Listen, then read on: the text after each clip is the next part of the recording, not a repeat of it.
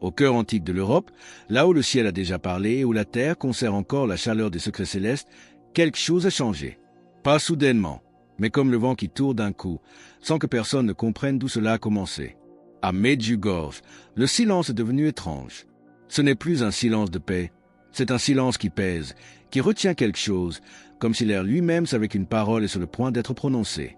Le père Petar Ljubi, choisi personnellement pour annoncer les secrets, a reçu un message qui ne laisse de place ni au confort ni à l'indifférence. Pas de vision spectaculaire, pas d'apparition publique, seulement une phrase, directe comme une épée dans l'esprit. N'osez pas sortir de chez vous. Pourquoi maintenant? Pourquoi lui? Et surtout, qu'est-ce qui approche? Ce n'est pas une alarme lancée par des hommes, c'est un écho qui vient d'en haut, comme une cloche ancienne qui sonne sans que personne ne l'ait touchée. Ce qui a été révélé n'est pas seulement symbolique, c'est réel, tangible, imminent. Et ceux qui ont la foi savent reconnaître quand le ciel parle avec autorité. Quelque chose est déjà en mouvement, quelque chose qui ne peut plus être arrêté. Un sceau a été effleuré, un compte à rebours a déjà commencé, silencieux, inexorable. Mais avant d'aller plus loin, aidez-nous en laissant un « j'aime » et en écrivant « Amen » dans les commentaires. Avez-vous le courage d'écouter jusqu'au bout, même si ce que vous entendrez changera tout? Pour comprendre le poids de cet avertissement, il faut d'abord comprendre l'homme qui a été choisi pour le porter. On ne choisit pas n'importe quel homme pour garder un secret qui pourrait secouer la terre. Et de fait, le père Petar Ljubi n'a jamais été un homme ordinaire. Né à une époque où l'Europe portait encore les cicatrices visibles de la guerre, il a grandi entre des murs simples et des prières murmurées. Sa vocation ne fut pas une explosion, mais une lente sédimentation, silencieuse, inexorable, comme la poussière qui recouvre les sceaux anciens avant qu'ils ne soient brisés. Sa véritable consécration a eu lieu bien plus tard, au moment où Mirjana, l'une des 6 voyants originels de Medjugorje, l'a choisi publiquement et irrévocablement comme celui qui annoncerait au monde les secrets. 10 révélations qui, selon la tradition, changeront le cours spirituel de l'histoire humaine. Mirjana ne l'a pas choisi pour son charisme ni pour son autorité. Elle l'a choisi parce que le père Petar a la capacité d'obéir sans comprendre, de marcher dans la nuit sans chercher la lumière. En lui, la mission n'est pas expliquée, elle est acceptée. Cela le rend troublant pour ceux qui craignent ce qui ne peuvent pas gouverner. Depuis plus de 40 ans, il garde la promesse. 10 jours avant le premier événement, il recevra de Mirjana le message écrit. Ensuite, il devra l'annoncer au monde.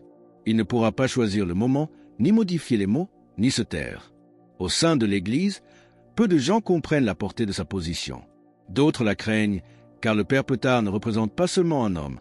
Il est le dernier maillon visible d'une chaîne invisible qui part de Fatima, passe par Garabandal et culmine sur cette colline pierreuse appelée Medjugorje.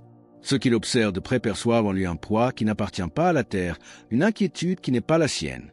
Personne n'a encore compris à quel point le moment où ses lèvres devront s'ouvrir est imminent. Et lorsque cela se produira, le temps ne reviendra tout simplement plus en arrière. Il fut un temps où les signes célestes étaient interprétés comme des messages. Aujourd'hui, ils sont tournés en dérision ou ignorés.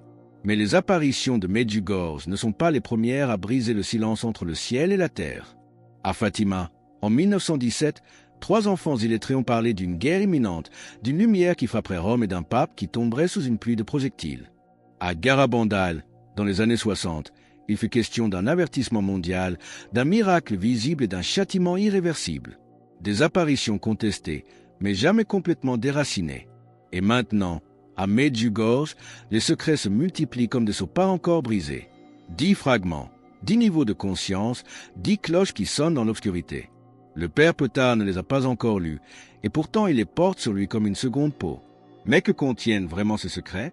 Certains parlent de catastrophes naturelles, d'autres de révoltes internes à l'Église, et d'autres encore, à voix plus basse, d'une infection silencieuse qui germe au cœur même du sacré. L'institution vacille, les vocations diminuent, les églises se vident, et pourtant la Sainte Vierge continue de parler avec des mots simples dans un village oublié, à des voyants que personne n'aurait choisis. L'humanité est suspendue entre un appel et un renoncement, comme un pont sur le vide, tendu entre la lumière et le vertige. Et au milieu, un homme qui sait qui est le pont entre ce qui était et ce qui viendra.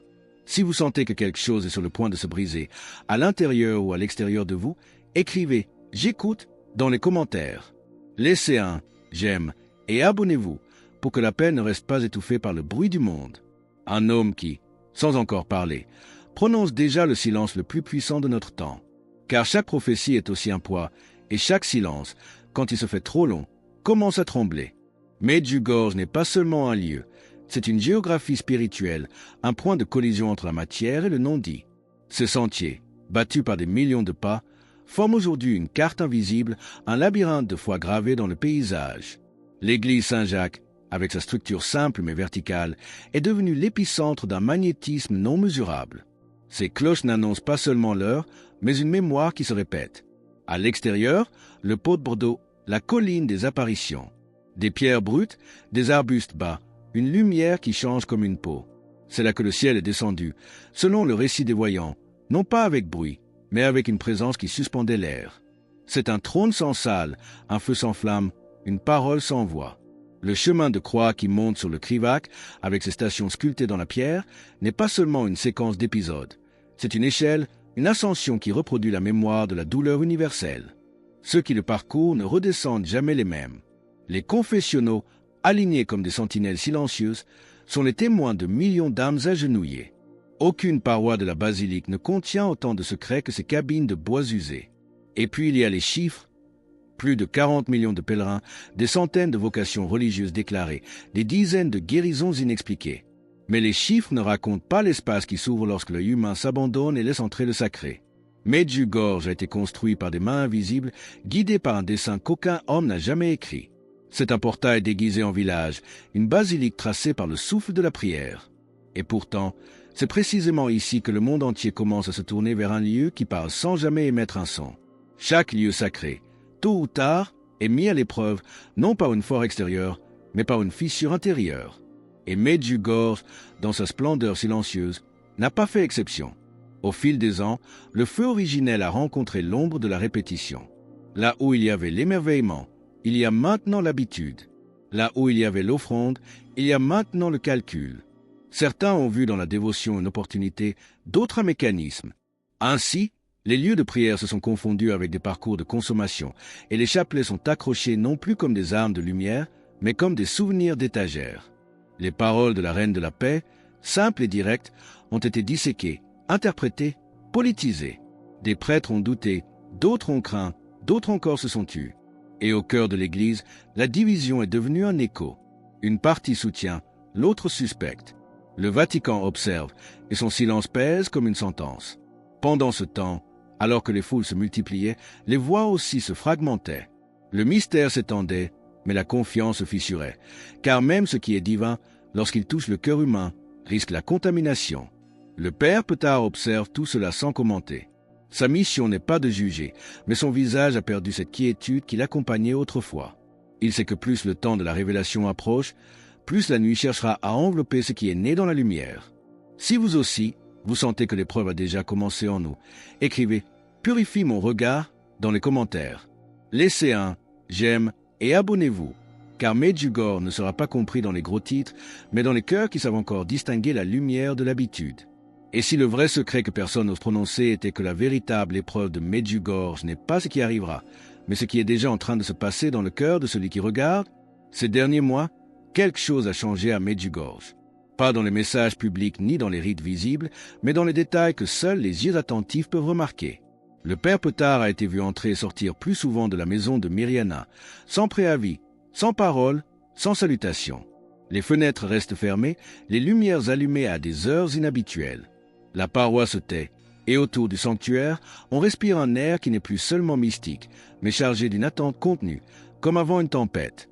Des rumeurs parlent d'un événement imminent, d'un secret qui aurait déjà pu être transmis, d'une préparation silencieuse qui se déroule sous les yeux du monde, sans que le monde le sache. Pendant ce temps, des anomalies commencent à se manifester. Des phénomènes atmosphériques atypiques sur la colline des apparitions. Des dysfonctionnements récurrents signalés sur les caméras du sanctuaire. Des pèlerins rapportent des sensations physiques inexplicables, perte soudaine d'équilibre, larmes spontanées, vertige devant la statue de la Vierge. Et puis, il y a les dates. Le 25 juin 2025 a marqué le 44e anniversaire des apparitions, un nombre qui n'est pas anodin dans la symbologie biblique. Un cycle qui se ferme et annonce une ouverture. Les archives locales montrent une forte augmentation des confessions. Le père Petard a suspendu tout ce voyage prévu. Dans le sous-sol de la conscience ecclésiale, d'autres signaux s'agitent.